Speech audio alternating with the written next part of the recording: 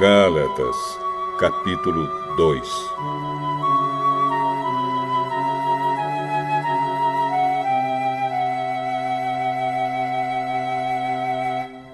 Quatorze anos depois, eu voltei para Jerusalém com Barnabé e levei Tito comigo. Voltei para lá porque Deus me revelou que eu devia fazer isso. Ali, numa reunião particular com os líderes da igreja, eu expliquei a eles a mensagem do Evangelho que anuncio aos não-judeus. Eu não queria que o trabalho que tinha feito e estava fazendo fosse um trabalho perdido. Tito estava comigo, mas ele não foi obrigado a circuncidar-se, embora ele não seja judeu. Porém, alguns tinham se juntado ao nosso grupo, fazendo de conta que eram irmãos na fé e queriam circuncidá-lo. Eram homens que tinham entrado para o grupo como espiões, a fim de observar a liberdade que temos por estarmos unidos com Cristo Jesus e para nos tornar escravos de novo. Mas em nenhum momento nós cedemos, pois queríamos que vocês tivessem o verdadeiro Evangelho. E aqueles que pareciam ser os líderes da igreja, digo isso porque para mim não importa o que eles eram, pois Deus não julga pela aparência. Aqueles líderes, repito, não me deram nenhuma ideia nova.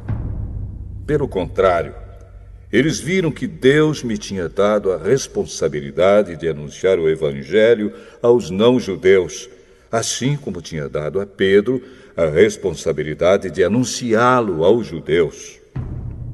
Pois pelo poder de Deus fui feito apóstolo para anunciar o Evangelho aos não-judeus, assim como Pedro foi feito apóstolo para anunciar o Evangelho aos judeus. Por isso, Tiago, Pedro e João, que eram considerados os líderes da igreja, reconheceram que Deus me tinha dado essa tarefa especial. E, como sinal de que éramos todos companheiros, eles deram a mim e a Barnabé um aperto de mãos. E todos nós combinamos que eu e Barnabé iríamos trabalhar entre os não-judeus e eles entre os judeus. Eles nos pediram só uma coisa: que lembrássemos dos pobres das igrejas deles. E isso eu sempre tenho procurado fazer. Porém, quando Pedro veio para Antioquia da Síria, eu fiquei contra ele em público, porque ele estava completamente errado. De fato, antes de chegarem ali alguns homens mandados por Tiago, Pedro tomava refeições com os irmãos não-judeus. Mas, depois que aqueles homens chegaram, ele não queria mais tomar refeições com os não-judeus porque tinha medo dos que eram a favor de circuncidar os não-judeus. E também os outros irmãos judeus começaram a agir como hipócritas, do mesmo modo que Pedro. E até Barnabé se deixou levar pela hipocrisia deles. Quando vi que eles não estavam agindo direito, de acordo com a verdade do Evangelho, eu disse a Pedro na presença de todos: você é judeu, mas não está vivendo como judeu, e sim como não-judeu. Então, como é que você quer obrigar os não-judeus a viverem como judeus? O fato é que nós somos judeus de nascimento e não pecadores não-judeus, como eles são chamados. Mas sabemos que todos são aceitos por Deus somente pela fé em Jesus Cristo e não por fazerem o que a lei manda. Assim, nós também temos crido em Cristo Jesus a fim de sermos aceitos por Deus pela nossa fé em Cristo e não por fazermos o que a lei manda.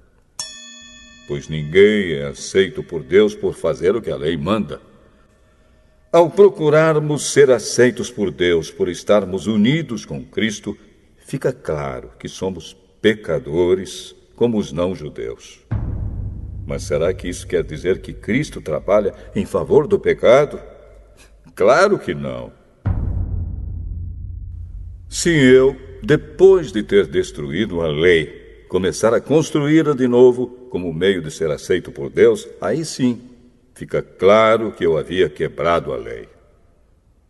Pois, quanto à lei, estou morto.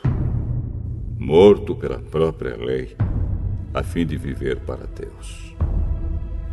Eu fui morto com Cristo na cruz.